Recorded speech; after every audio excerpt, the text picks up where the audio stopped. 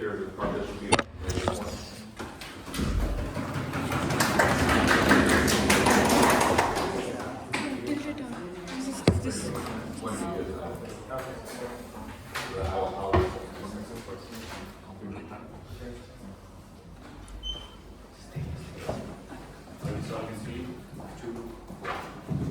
Good morning, honorable judges, esteemed opponents, and fellow audience.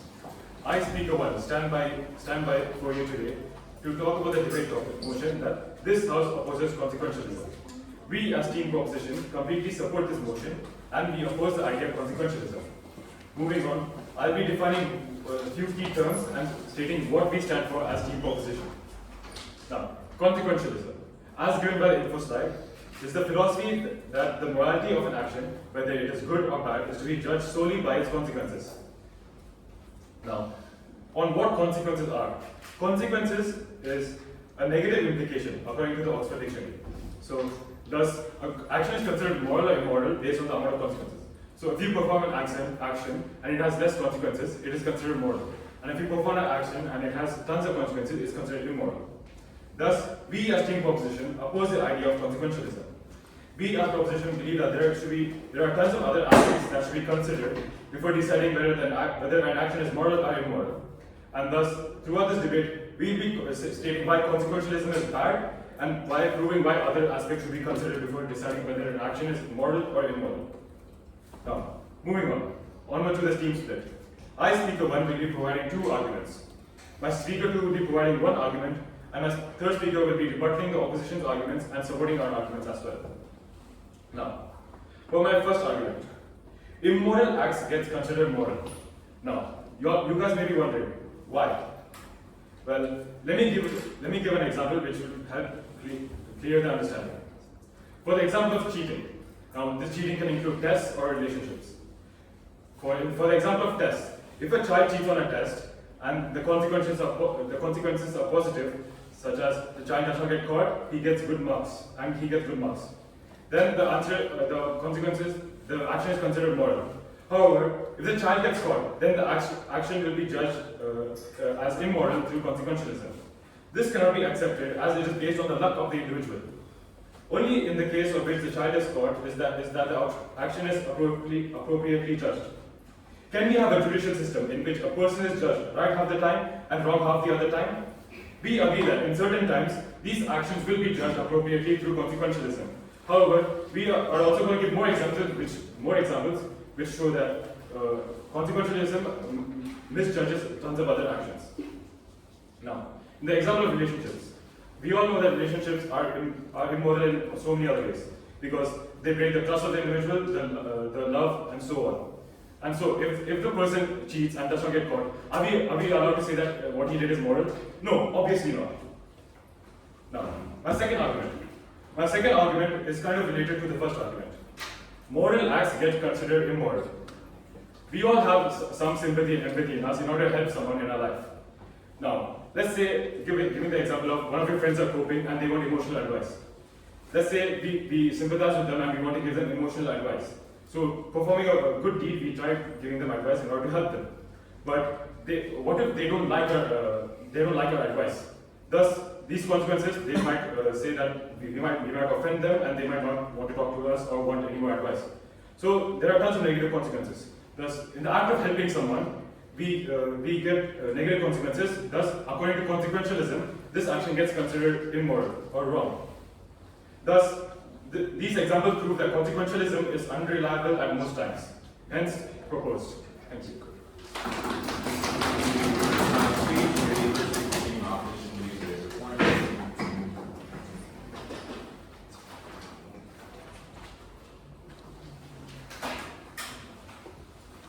Let's start. 3, 2, 1. Morning, everyone. I'm Anil, your first speaker for team opposition. Dear panel, we are here to present a world where people take morality of consequences before doing it. So, I would like to first of all define the term morality. Morality is the ethics and principles of an individual. It's what makes it right or wrong. It's what makes our decisions correct or wrong. That's the basis of a decision-making process. Firstly, I'd like to talk about my first point, Yeah. So where does consequentialism play out? The biggest example of this is countries expanding. The main reason countries invade and go to war is due to a noble reason, which is increasing resources for the better lives of their people. Which might sound as a good point, which might sound as a noble thing to do, but when we consider the consequences of such an action, including the millions of lives killed during that so-called moral action or behavior, it doesn't make sense to do that. And here, on-side opposition, we consider and say that by considering the morality of a consequence, and if that consequence is moral or not, we can prevent war and other aspects that I'm going to return to in my points. The moral side of this act, so it's a no to war. They look at their benefits and greed and avoid thinking about millions of people's lives. That will be ruined. During war, both bloods of the countries are spilled. Is this the world Team Prop is supporting? If everyone thinks about the morality of an action and its consequences, we will be in a world with less cheating, less killing, less conflict, and less war. We, as individuals that are currently experiencing war, we can know if we're smart enough or educated enough to know what causes exactly war. We can understand why you should support team opposition. War is usually started due to what? Greed and unconsideration to the millions of lives living. Any POIs from team proposition? Next, moving on. Perhaps if consequentialism was considered, we wouldn't see the likes of Hitler. And I'm sure that the tens of millions of individuals that died during both world wars would have survived and lived their lives to its fullest. Does team proposition know how old were these individuals that died during World War? Do they know how old were these soldiers during the World War? The German soldiers were there. Due to the lack of manpower and the loss of Germany after the World War I, we saw that the manpower of the numbers of people or individuals in Germany decreased. What did Hitler do? Oh, he started bringing teenagers, people that were the age of us here during the viewers or fellow team opposition. They were 16 and 17. These are the people that died due to someone not considering the different consequences and taking them into hand. Team proposition talked about how immoral actions can be considered moral. But really, their examples are very, very, very insignificant. They're small. Cheating. Oh, who cares about cheating? On our side, we consider the bigger aspects, such as people's lives being killed. So, moral becomes immoral. That's what they say.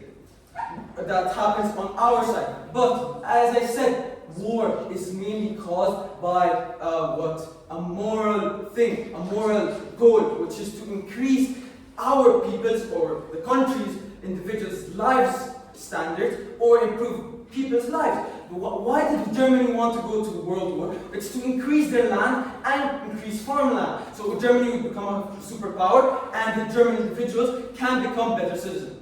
Do the German people say that World War was good? No, they regret it. That's why we consider and say that each action should be considered during the moral values of us individuals and see if it aligns and we see the consequences. Yes.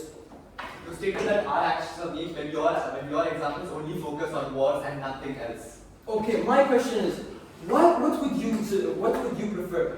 Our examples of wars where millions of lives are killed, or someone who cheats on the exam where no one would even know after 1 day, 2 days, or 3 days? Our examples are bigger and way more common. Because we're living in a time of war. War happens a lot. We have currently, a suggestion that World War III is going to start. What caused that immoral actions where human rights were violated in Gaza, where Israel was conducting very bad stuff there? Which one thing led to another, and Iran got dragged, and other countries got dragged to it. So if we considered all the aspects and the moral values before conducting an action, and then placing it and then conducting an action, wars, cheating, and other aspects of our lives will not happen. Cheating. What causes cheating? You can say a lot. But if we consider that before even conducting it, we won't have that happening. So with that, I conclude my speech. Thank you. I welcome Saqib from Team Prop to raise the points.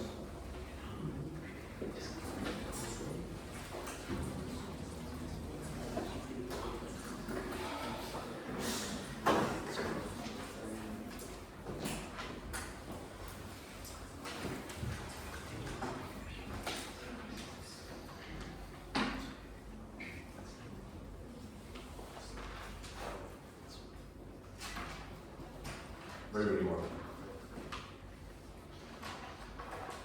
Good morning, esteemed judges and my fellow debaters. I here stand before you as second speaker of the proposition. I will be backing up my first speaker's points, refuting some of the opposition's points, as well as sharing my own argument. First, to start with the rebuttals. The opposition keeps mentioning war and brings it up. They mention the invasion of lands to be a noble cause.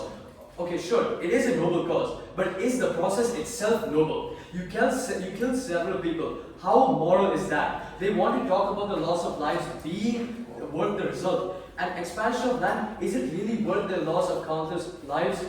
And they talk only about the consequences being moral or immoral, even though the information slide was clear about an action being considered moral or immoral. And somehow they state that war is more common than cheating, which happens at all levels in today's world at least. And now I will be stating my argument. So, consequentialism. What is consequentialism? It is a philosophy that judges the morality of an action just by its outcome or consequence. Have you heard of the saying, the ends don't justify the means? There are several things to consider while taking an action. The people affected, the resources consumed, the time taken, and so on. Why? Well, morality, since time immemorial, has been something that is based on widely accepted and pretty much universal standards of good and bad. Being considerate of others and how they're affected have been key concepts in morality in general. Now, so what? So, there is a reason why consequentialism has been something unheard of and so weakly supported. If you were to judge an action only and only by its consequences, you would go against morality as a whole. Okay, what is considered morally good in general? Let's see.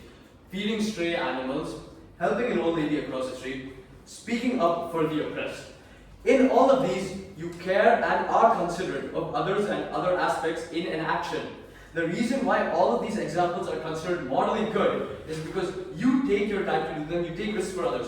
You consider several other factors other than the consequences and see how they, and in these examples you consider how they feel if you didn't help them, how you would feel, how they would feel if you didn't stand up for them, and what would happen to them if you didn't help. It's not just consequences that you consider. Empathy is very moral, wouldn't you say? A major aspect we also consider is how they would feel, like I stated, and what would happen to them if you did or did not carry out your action. This builds the base for my next example, which is of a generally moral action. Do you realize that our motion is not that if there's one consequence, then we're not going to conduct this action? It's just if the consequences are very severe, we don't do it. Well, the information slide clearly talks about classification. You know, if an action is good or bad just based off the consequence. Okay, sorry. So this builds my base for my next example of generally morally bad actions.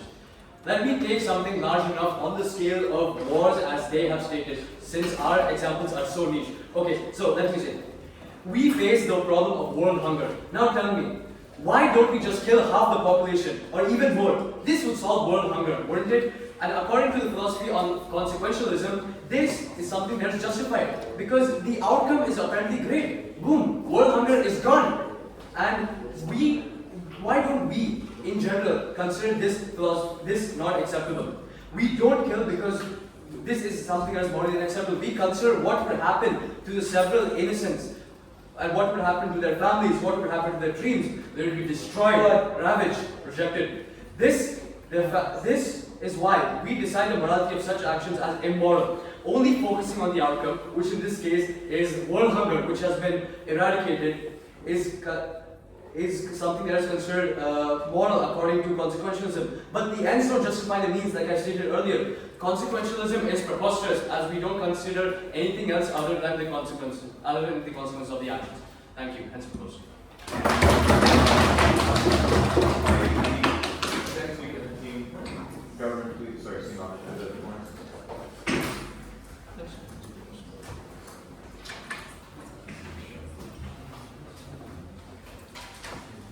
I'd like to start in three.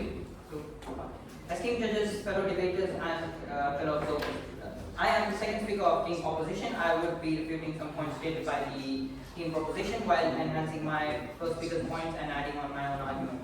So, first of all, the example lastly given by the second speaker, which was about solving world hunger, exactly that's why we don't kill a lot of people to solve world hunger, because the consequences is very huge. We are killing a lot of people to solve one problem, which also has a lot of other solutions that has less consequences, like increasing farmland, increasing other things that can be easily done without harming anyone or without causing consequences. And also, does the team proposition realizes that cheating, which they firstly mentioned, has consequences. For example, if I'm cheating in a test, the consequences are I'll get caught. That is the only consequences that you mentioned. But there is another thing, there is another side to it, regret and guilt. While conducting a crime without thinking of its consequences, without looking into the future of what's going to happen, you live in a regret that what if I get caught? What if this happens? And for example, let's say world hunger. You killed a lot of people just to solve hunger. Boom, world hunger is solved.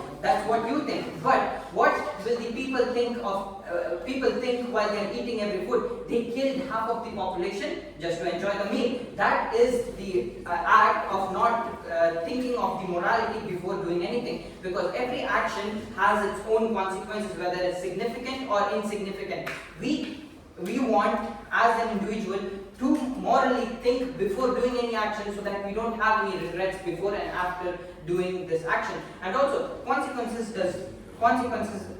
can be good and bad. And if we think about all the bad consequences before conducting an action, the world would be much safer and a peaceful place. You may ask why? Because if you think of, let's say, cheating. Let's take cheating as an example. If I'm cheating, I'm not only betraying myself, which, for example, I didn't study for the exam and I'm cheating. I'm not only betraying the teachers who are trust on me, who are teaching me, I'm betraying myself by not learning what I'm supposed to learn. So this will affect me in future. When I'm faced with a situation that was on my test, which I didn't study but cheated, I would regret my decision that I should have studied it rather than cheating, which is an obvious consequences of cheating. So being considerate of your consequences before you do something is the best choice, and that is why we as team opposition support consequentialism, because it gives us an idea of the right thing to do. Yes?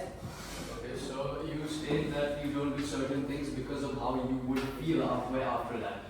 Don't you think that kind of aligns with what I said earlier, saying that you consider things other than consequences, like how you would also feel, how others would also feel? That is also consequences. You see, if I'm doing something and I am taking the consideration of him feeling bad, which is also a consequences of me conducting that action. If I'm going to help a person, what are the consequences of me helping him? He will feel good, he will feel fulfilled, and that will come back to me. So it is a consequences. For example, let's say I'm hitting someone. What are the consequences of me hitting that person? One, I create grudge. I am doing something immoral. But what if I take consequentialism? I think before I hit this person. If I hit him, what's going to happen? How is he going to feel? How is that going to affect me in future? All these things, when you take it into consideration, you won't even think of conducting that crime because it is immorally unjust. Yes? You say we need to think about the consequences before making action. But what about consequences we cannot predict? Because cheating in test, there are two consequences. You either get caught or you don't get caught. So what if you think that you're not going to get caught and you cheat? So is that moral? That's what I'm saying. You think that you don't get caught. That does not mean you're not getting caught. You live in that regret that what if I get caught one day? That regret is what we are trying to eliminate. We don't want a place where people live with the fear that what if this happens because I did that in the past. We don't want people to live in that situation. We want people to think ahead and do anything. Think twice before you leap into something. We want that kind of a world where people think what is going to happen so that the decision that they take is correct and it is helpful for the others. And here I explain. Thank you very much. Please,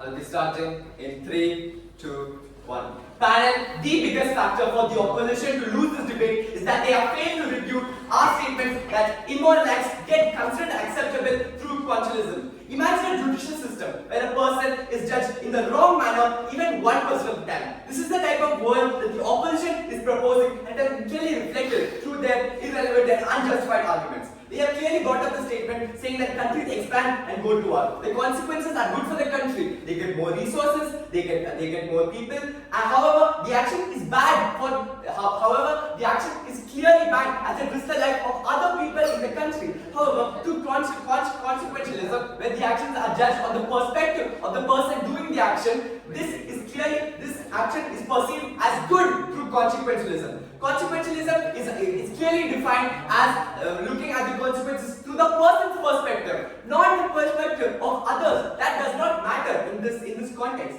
And also, they have given the example of Hitler. I would like to state that for Hitler, the consequences are good. He despised the Jewish people, and therefore he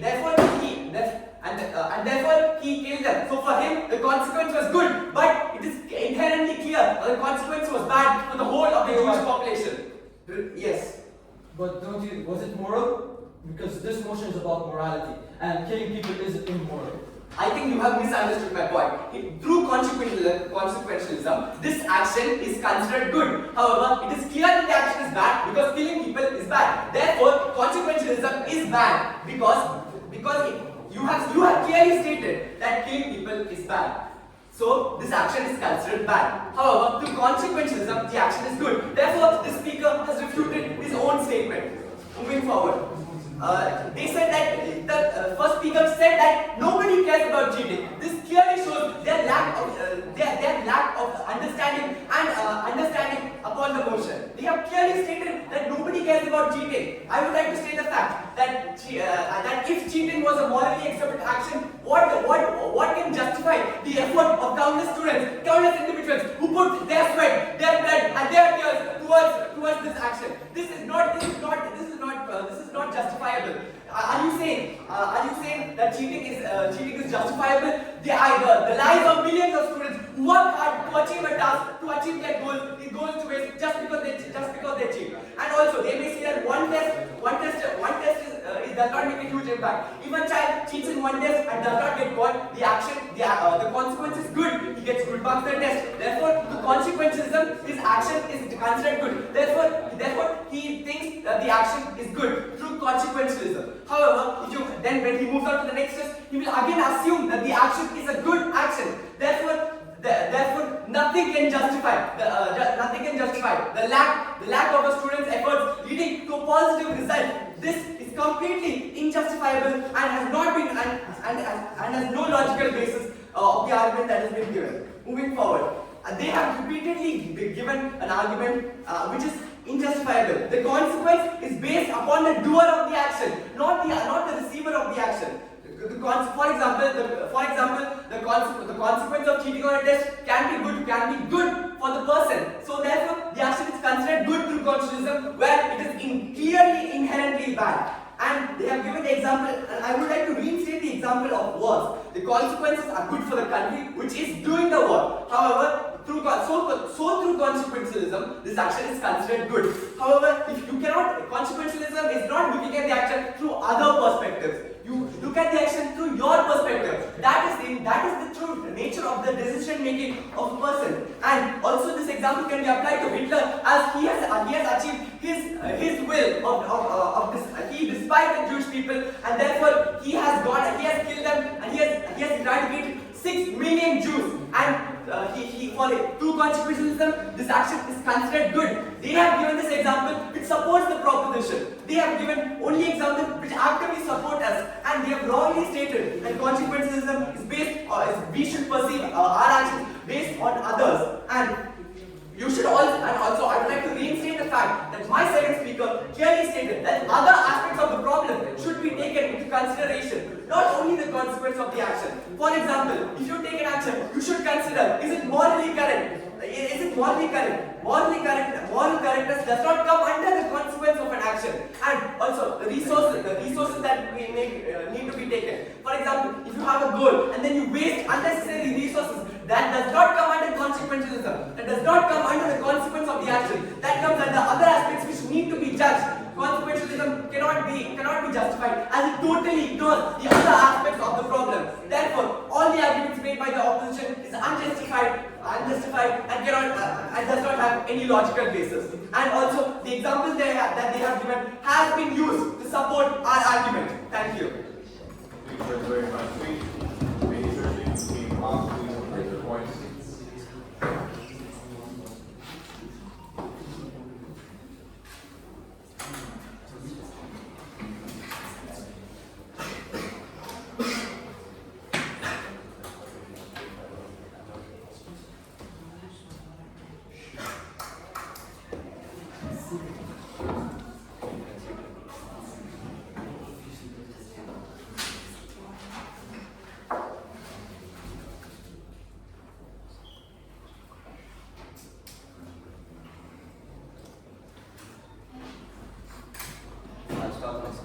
Three, two, one.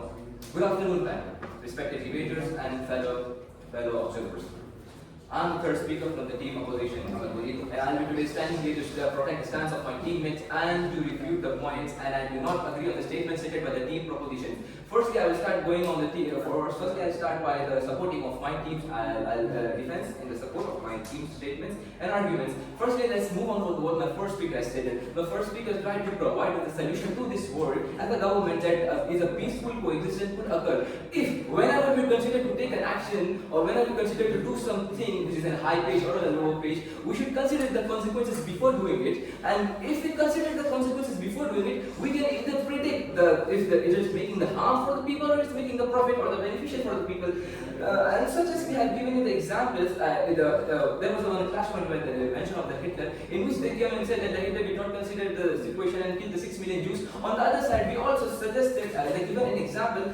What we tried to say was an example that what if Hitler considered the consequences before killing the 6 million Jews, there will be no life lost. So doesn't this team proposition understand that taking the consequences of the actions are more important and more relevant before taking an action and then later regretting on the decision and the consequences was rejected on the consequences that already happened. Now, let me move on to the next statement stated by the second speaker and the second argument. What was the regret and the guilt? Now, as we understand, firstly, I understand this in the slow emotion. Firstly, if this action is taken, first of all, who regrets? The person who commits the crime, does he regrets? No, because he is heartless. Who suffers? The victim suffers. Not in the one country that I'll give you countless reasons and examples, such as countries, the third world countries, they have suffered the invasion of the people from the different countries. What happened? They did not took the consideration before doing the action. What the British and the Spanish and the French Revolution wanted, oh, we wanted the resources, we wanted this, we wanted that. They didn't consider the consequences. No, they just attacked it, they just invaded. What happened? The loss of the victim or the people who loses there. So instead, if the government was knowledgeable, if the government has a brain to think, to consider the consequences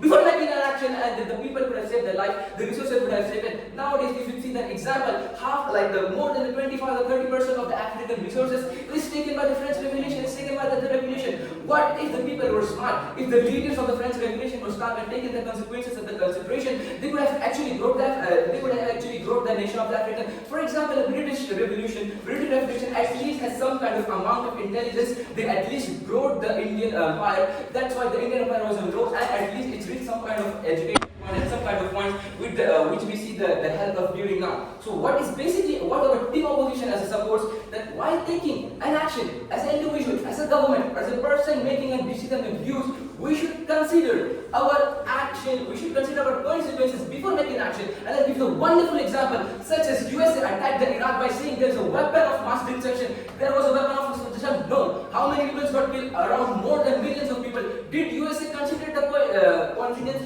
No. They still directly took an action. Oh, there are people, there are weapon of mass destruction. Let's attack, let's take this. And what happened? The people lost their life. Does the proposition understand this? The importance of taking the consequences. Okay, let me refute that by taking their own points. They keep saying, okay, about the cheating, okay, if the person is cheats, it's either good or good for him. Okay, if he got caught, it's fine. If he did not got caught. For example, okay, let's take an example. Okay, if you did not got caught, you shall pass. If you still got failed, if you got passed, you move on your life. Do you deserve to be on that place because you did not take your consideration of the consequences? Like, okay, my actions are wrong. So basically, this opposition, the team of proposition going against the moral definition of the motion morality. We have to support morality. We want the moral, we want the justice, we want the peaceful coexistence. When the government and the individual people have the brain to knowledge and think about before taking an action. Our action matters economically, psychologically, and it also matters in the life of the people. So we support that there should be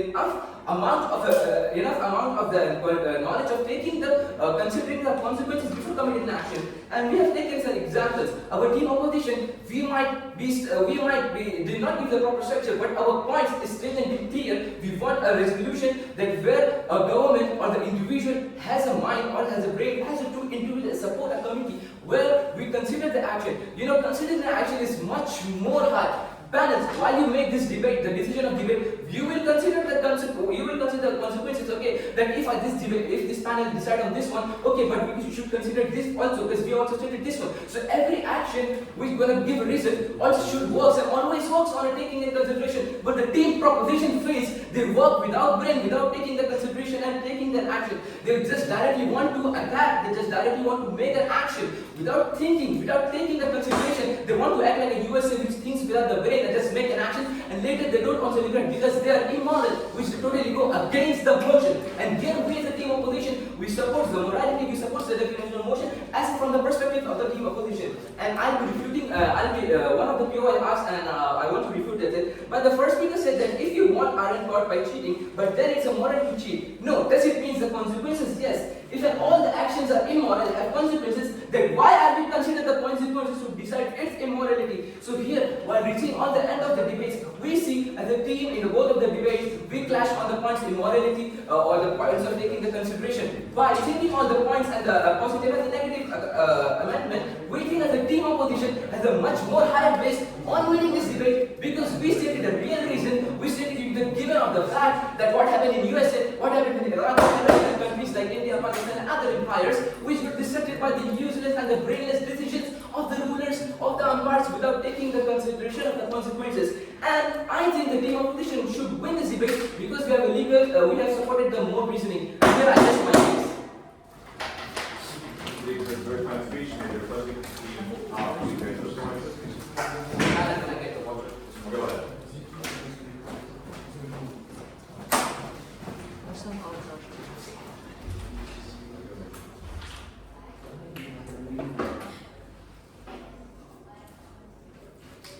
Let's start 3, 2, 1. We clashed over a lot of stuff in this debate.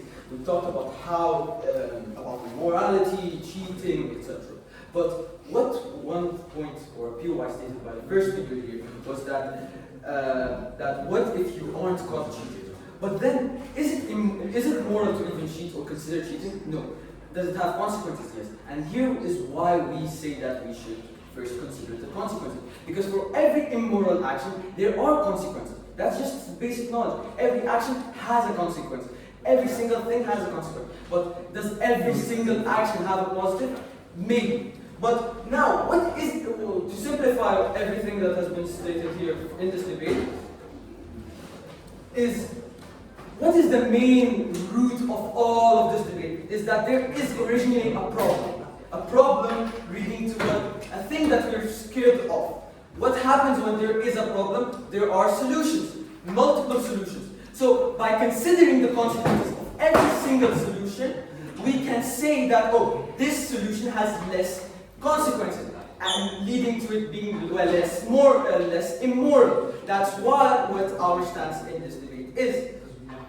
We also talked about world hunger. I think the second speaker talked about that.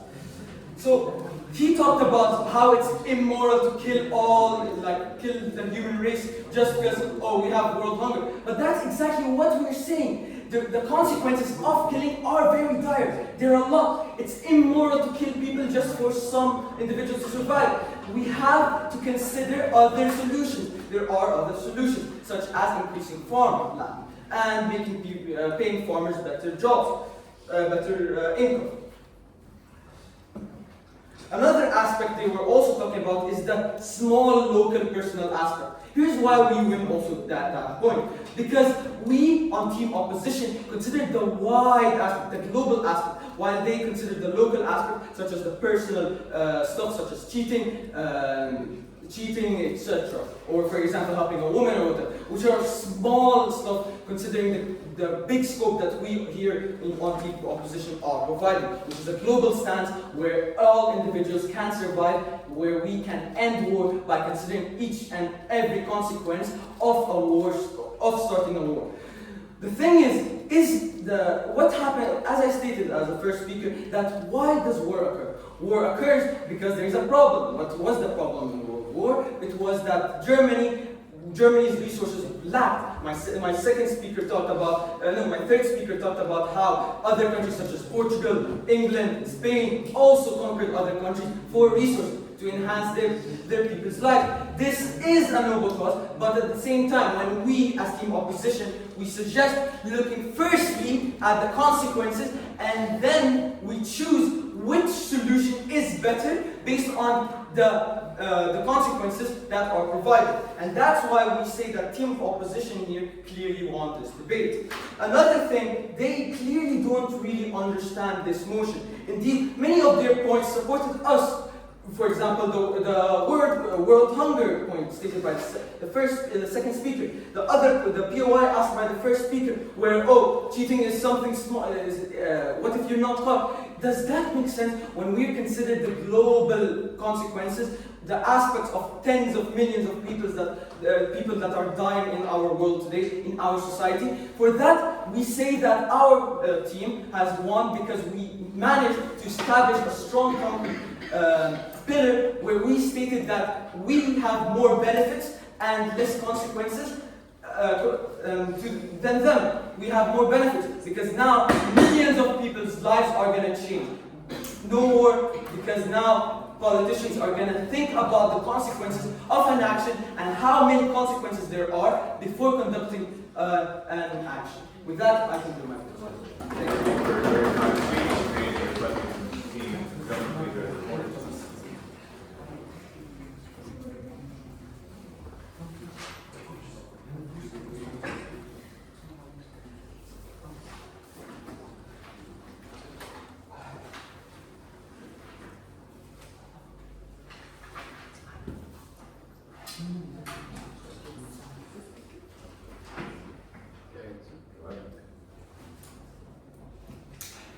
Good morning, judges, esteemed debaters, and the audience. Here I stand as a reply speaker of the proposition. I will be going through the debate which we have all taken part in, summarize it, and explain why we, the proposition, take this debate home. Okay, so first, clash points. There was a severe lack of clash points in this whole debate, as there was nothing to clash over. Even though we were addressing the motion directly, the opposition themselves were headed in a completely different direction, misunderstanding the motion itself as well as our arguments.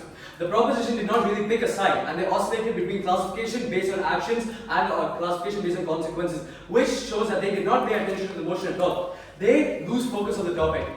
They state that they consider moral implications even though it's just supposed to be the consequences of the action that they should consider. Most of their arguments weren't even clear at all. Half the time they were agreeing with us by saying that there are things other than consequences which you have to consider. They talk about moral and immoral outside their own definition, which should align with consequentialism, but they keep considering other aspects. They don't understand their own philosophy and stance at all. They state the same points over and over again, while we state our own, with several examples and analogies for our own arguments.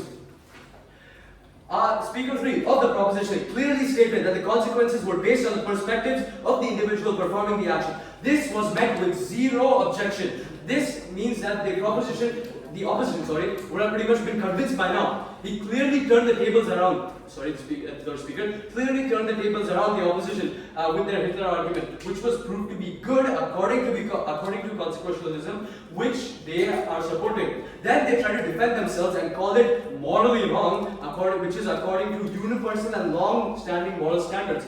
They argue for expansion of land and only the consequences and the end results. They are supposed to not consider any other aspects, but they did do so, showing that they are not too confident in their own philosophy at all. They're supposed to judge an action, and they also fail to address the fact that there are several other aspects to consider, which we said are to be considered. And they didn't address how you're supposed to judge an action if it is unpredictable, which was a question raised by one of our proposition. To sum it up, the lack of arguments, valid ones at least, show the lack of confidence in their own stance. The opposition, the more than a few times that they had tried to defend themselves were based on widely accepted moral standards. They lacked attention as they ignored the statement that consequences are based on the perspective of the one who does the action, as stated by the third speaker over here. The constant misunderstanding of the motion and arguments with a lack of elaboration and examples and constant misdirection and misunderstanding of arguments and their constant refusal to address several things we say, such as my non-small and local example. I talked about world hunger, the entire half of the population being killed. That was not addressed in any way at all. And they did not talk about how unpredictable consequences could be judged. Should we consider several other aspects if we don't know how to judge according to consequences? They are clearly left unconvinced of their own philosophy of consequentialism, and they do not know that there are several other aspects that we have to consider. This shows how we, the proposition, have the upper hand in this debate and why we take it home. Hence closed.